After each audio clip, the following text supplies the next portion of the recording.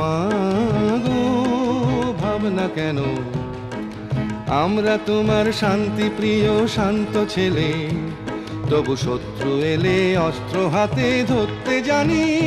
তোমার ভয় নেই মায়া, আমরা প্রতিবাদ করতে জানি।